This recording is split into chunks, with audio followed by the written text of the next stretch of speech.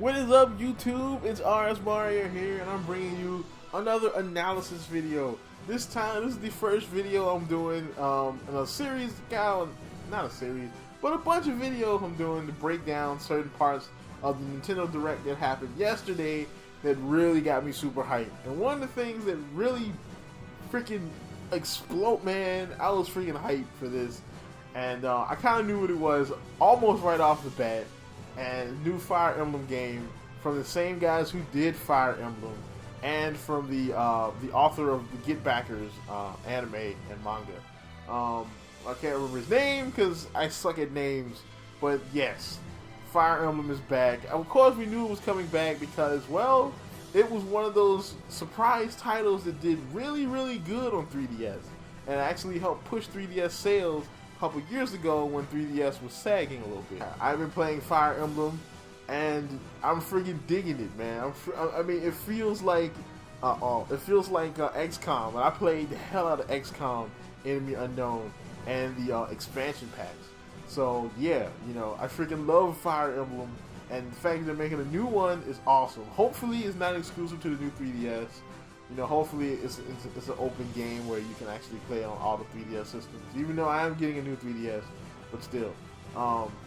Let's get into the analysis. Alright, so looking at this trailer, in the first few seconds, it's evident what kind of theme they're doing. They're doing a East versus West style theme. Where you have the first guys you see like these samurai looking guys, and you see them, they're armed to the teeth and they're going to war.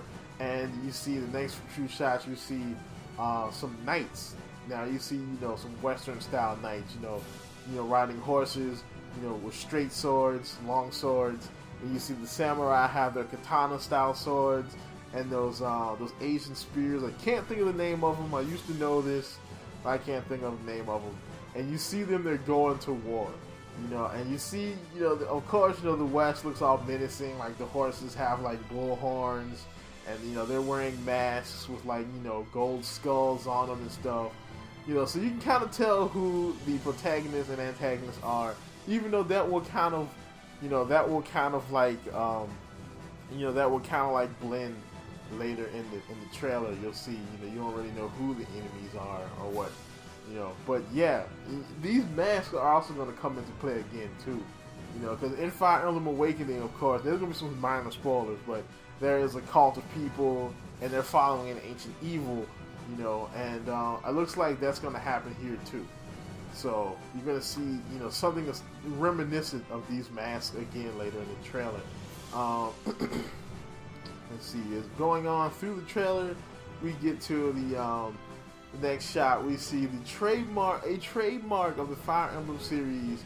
At least as far as I know. I haven't played some of the very early ones, but at least, as far as I know, one of the things that I really see in the Fire Emblem series are these Pegasus Knights, which are basically units that can travel really far. They can travel farther than regular horse units because they can fly. And of course they can fly over obstacles like rocks or whatever. And, attack people from afar, but they don't have a lot of defense, especially to archers. But yeah, we see Pegasus Knights.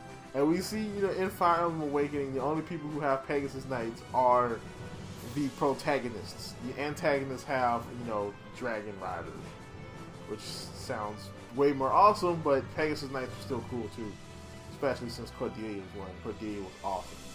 But yeah, another shot, of the Pegasus Knight, and you see, he's got, he or she has the Asian style spear, and he's about to straight kill this knight dude. And again, they kind of like point out that Pegasus Knights are weak to archers and ranged people who use wind magic. Later in the trailer, we see this motherfucker. You see this dude. He looks like something straight out of freaking God of War. He looks like one of the Titans. He seems to be a big, like, monstrous creature with like a stone face. And the stone face looks kind of like the faces you see on the mask of the knights, but not exactly. But I do think that they might be. This thing might be at least a god or maybe something that they're worshiping or something that they summon. Because the coloring is kind of the same. This thing has something to do with the evil cult in this game. Alright, so you know, I'm not confirming that there's an evil cult, but there's probably an evil cult in this game, or this has something to do with the antagonists, saying as though they're attacking the Asian people, you know, who are the protagonists in this game. Next shot we have here again, you know, harping on the East versus West theme. We have a dude decked out in knight armor, you know, with his horse armor that he got exclusively from the, you know, from the Bethesda shop online, you know. So, you know, he's decked out in his armor. His horse has armor, and he's about to go, you know, toe to hoof with, you know, a guy decked out in samurai armor, who actually reminds me of a combination of, actually he reminds me of Long Q from Fire Emblem Awakening.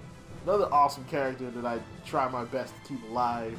Another thing that's probably going to play an impact in this game is one of the things that was so awesome with the original the other Fire Emblem, was, you know, you have the option of if the characters die in combat, they die like for real, which means they're gone forever.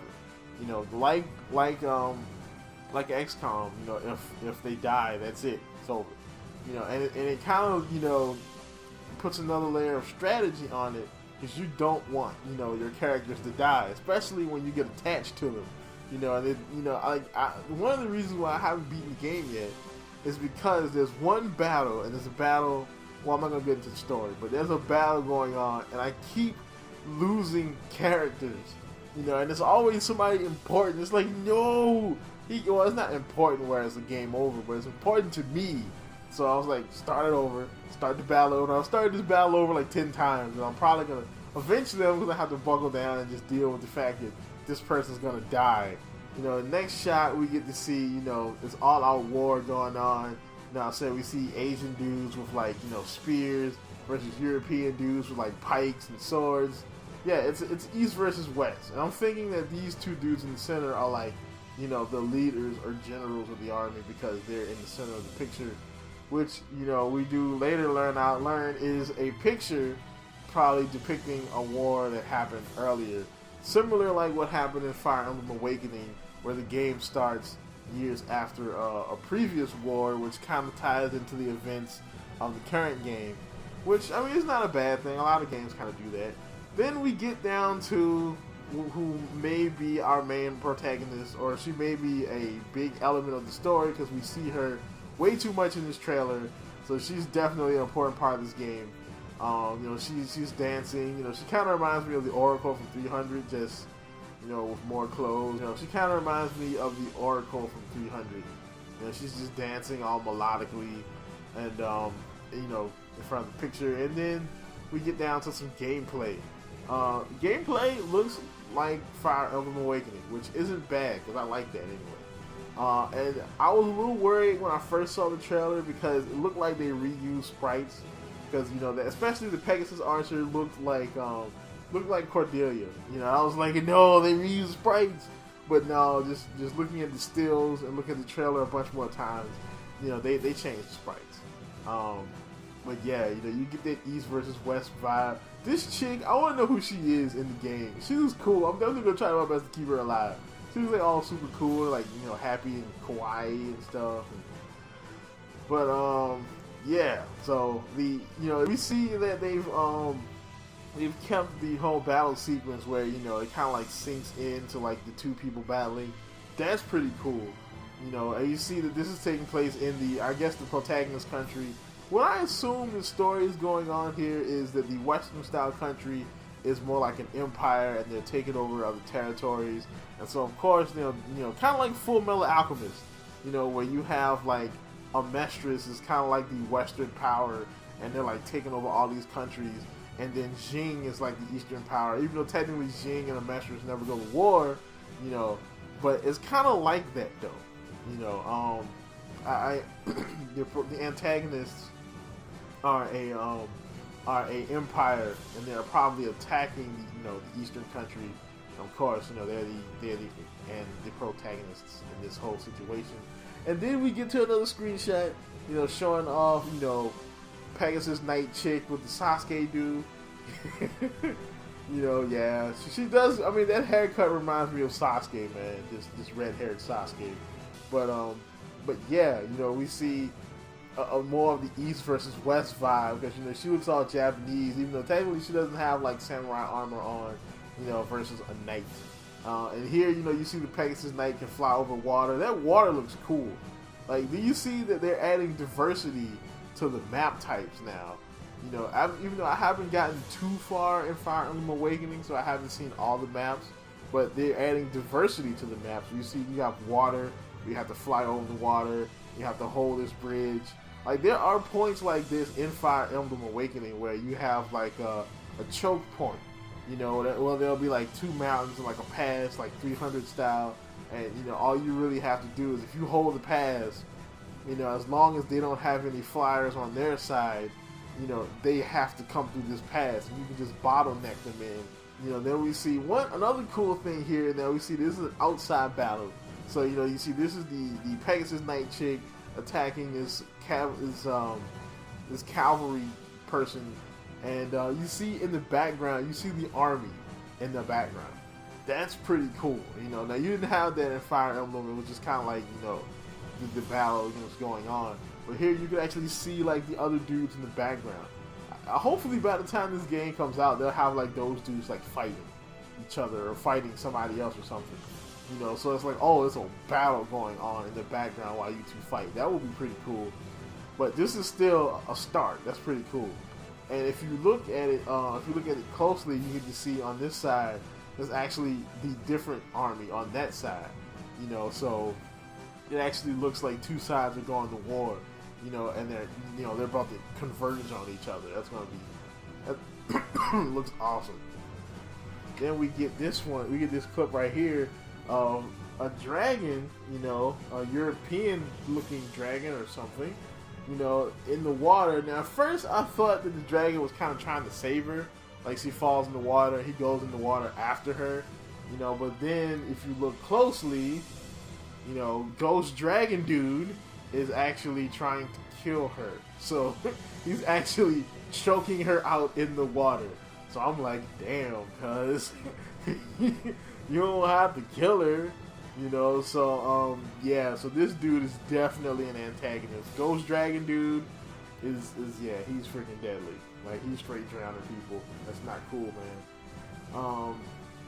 Then, later we get a close-up of, you know, I'm guessing this dude is like a prince or a general, because he has like a crown type of thing on.